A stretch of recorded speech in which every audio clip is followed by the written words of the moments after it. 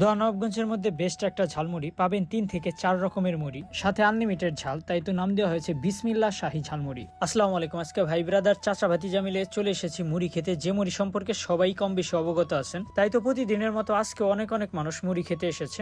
আর এসে দাঁড়ানোর পরই এক ভাই আমাকে বলতেছে আমাদের সাথে শেয়ার করেন। ভাইকে ধন্যবাদ আমার পক্ষ থেকে। তবে মুড়ি খেতে আসাতে আমার ভাইস্তার সেরা খুশি হয়েছে। ভাইস্তার একটা পেজ আছে ব্যস্ত খাদক নামে। তবে কষ্টের বিষয় হলো সিরিয়াল পাচ্ছি না মানুষের ভিড়ের কারণে। আমাদের আসার আগে অনেক মানুষ এসেছে, তাই তো সবার খানাপিনা দাঁড়িয়ে দেখা ছাড়া কোনো রকম উপায় নাই। তাই ভাবলাম যেহেতু দাঁড়িয়ে আছি তাই ভিডিও করে আপনাদেরকে একটু দেখাই, কারণ আমার কাজটাই হলো ভালো এবং বিখ্যাত কিছু তুলে ধরা আপনাদের মাঝে। তাই তো লেগে পড়লাম হাতে নাতে। প্রথম তো ভেবেছিলাম হয়তো এখানে এক রকমের মুড়ি পাওয়া যায়, তবে দেখলাম বিভিন্ন রকমের মুড়ি আছে। রোস্ট থেকে শুরু করে ডিম মুড়ি, কলিজা ভুনার মুড়িও পাবেন এই কালেমা চত্বরের এখানে। তাই তো আমি এখান দিয়ে সন্ধ্যার পর গেলে সবসময় ভাবি কেন এত মানুষ এই কালেমা চত্বরের অপোজিটে ভিড় করে। কারণ সন্ধ্যা পেরিয়ে রাত হলে এখানে সকল স্ট্রিট ফুডের দোকানগুলা বসে এবং মানুষের ভিড় লেগে যায় আশেপাশে। তবে একটা জিনিস ক্লিয়ার করি, আপনি বিসমিল্লাহ শাহী ঝালমুড়িতে আনলিমিটেড বোম্বাই মরিচের ঝাল পাবেন। আর এই নিয়ে ব্যক্তিগত একজন ভাইয়ের ফানি মতামত শোনাই। বুঝতে কয়টা খাইতে চান আপনারা?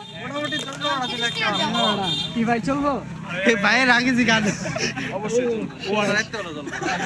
ভাইয়ের মতামত শুনলেন তো, ঝাল কিন্তু ঠিকই চলবে, তবে পিছনটা কিন্তু রাতের বেলা চলবে, সো সাবধান। এরপর আমাদেরটা বানানো শুরু করে আমি বলছি মিডিয়াম ঝাল দিবেন, কারণ বোম্বাই মরিচের ঝাল একবার খাইলেই বুঝবেন। তবে একটা জিনিস ক্লিয়ার করি, এই মুড়িটা সকল শ্রেণীর মানুষ খেতে পারবেন, কারণ পরিষ্কার পরিচ্ছন্ন ভাবে এই মুড়িটা বানানো হয়। কারণ আমাদের গ্রাম বাংলাতে হাতে হ্যান্ড গ্লাভস পরে কিন্তু খুব কমই মুড়ি বানানো হয়, সো এটা কিন্তু ইউনিক ভাবে তৈরি করে। এরপর আমরা সবাই পেয়ে যাই হাতে দুইজন মিলে একটা খাবো। আর সুরুজ দেখাইতেছে, দেখেন কি পরিমাণ ঝাল খাইতেছে।